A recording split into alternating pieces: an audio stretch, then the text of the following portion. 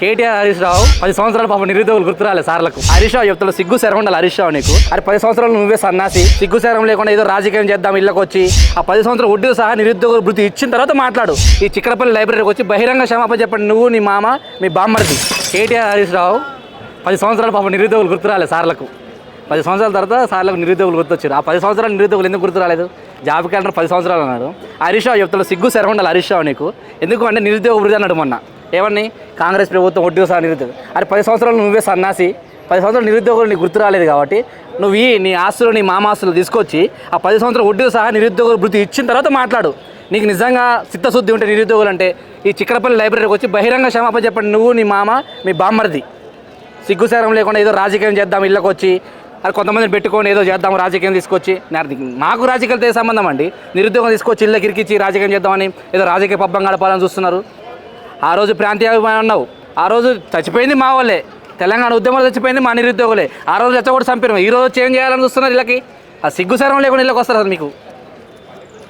రేవంత్ రెడ్డి గారు కూడా అంటే వెనకాల ఎవరో ఉన్నారు, బీఆర్ఎస్తో ట్రాప్లో పడద్దని చెప్పేసి కాంగ్రెస్ నాయకులు కూడా అంటున్నారు. నాకు బీఆర్ఎస్కు ఎవరికి సంబంధం లేదండి. రాజకీయాలతో మాకేం సంబంధం లేదు, ఇన్స్టిట్యూషన్తో కూడా మాకే సంబంధం లేదు. ఎందుకు అంటే మేము కావాల్సిన మాకు నిరుద్యోగం, ఒక ఉద్యోగం సంపాదించుకుని వచ్చినాం. మేము అడిగేది ఒకటే డిమాండ్, గ్రూప్ 2, గ్రూప్ 3 పోస్టులు పెంచి గ్రూప్ 2 డిసెంబర్లో పెట్టాలి. ఇది ఒక మా మెయిన్ డిమాండ్. ఈ ఒక్క డిమాండ్ మీరు ఖచ్చితంగా నెరవేర్చాలి. మేము ఎవరిని సపోర్ట్ చేస్తలేమండి. ఎందుకంటే ఎవరైతే నిరుద్యోగం గురించి వస్తారో, ప్రతిపక్షాలు అన్నాక నిరుద్యోగుల గురించి మాట్లాడతారు, మాట్లాడండి. దీన్ని తీసుకొని నిరుద్యోగం తీసుకొని రాజకీయ అంశంగా వాడుకోవాలి మాత్రం చూడకండి.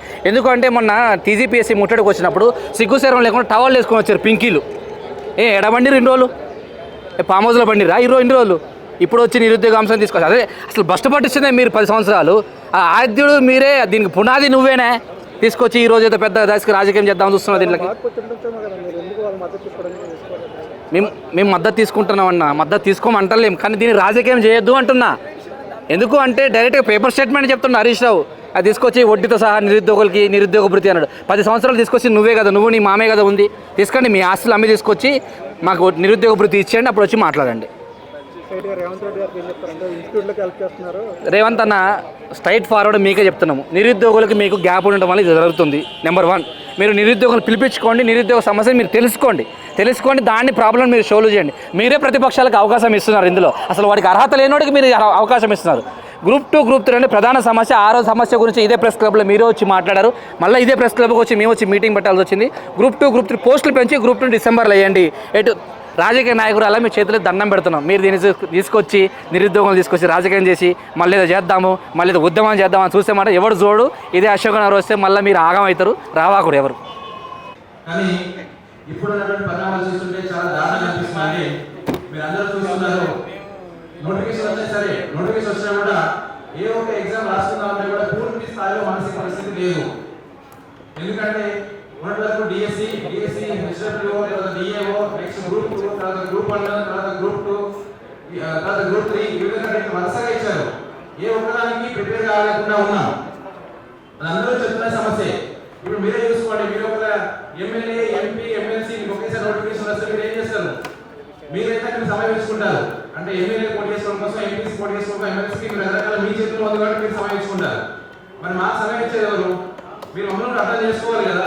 గత 10 సంవత్సరాల నుంచి చాలా వెయిట్ చేస్తూ ఉన్నాం. టీఆర్ఎస్ గవర్నమెంట్ లో, బీఆర్ఎస్ గవర్నమెంట్ లో ఉన్నప్పటి నుంచి 2014 నుంచి మొన్న టీఆర్ఎస్ గవర్నమెంట్ పోయేంత వరకు కూడా చాలా వెయిట్ చేసి నోటిఫికేషన్ వస్తాయి అని చెప్పి.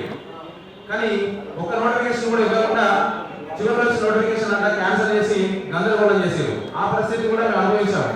కాబట్టి దయచేసి ఇప్పుడున్నటువంటి కాంగ్రెస్ ప్రభుత్వం, రేవంత్ రెడ్డి గారి ప్రభుత్వం ఒకటి అర్థం చేసుకోవాలి. చాలా రోజుల తర్వాత నోటిఫికేషన్ వచ్చినాయి, చాలా రోజుల నుంచి మేము వెయిట్ చేస్తున్నాం. మా బాధను మీరు అర్థం చేసుకోవాలి. ప్రతి నోటిఫికేషన్ ని రాసేటువంటి అవకాశం మాకు కల్పించండి.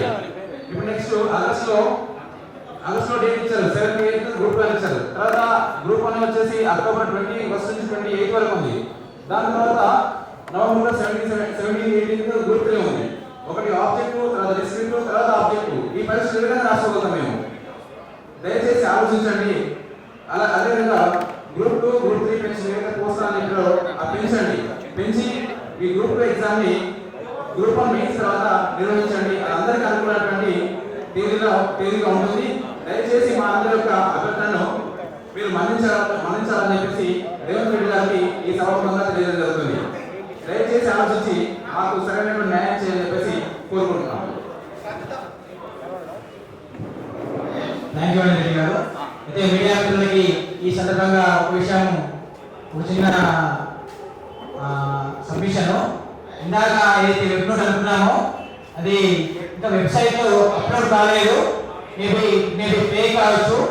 సరే, ఏదైనా సరే మా ప్రధాన డిమాండ్ గ్రూప్ 2, 3 పోస్టుల నుంచి ఎగ్జామ్స్ ని, ఈ యొక్క గ్రూప్ 2 పరీక్ష ని డిసెంబర్లో నిర్వహించాలని చెప్పేసి ఈ ప్రధాన డిమాండ్ గా ఈ కార్యక్రమం నిర్వహించుకున్నాం. ఈ కార్యక్రమాన్ని ఉద్దేశించి ఇప్పుడు క్రాంతి గారు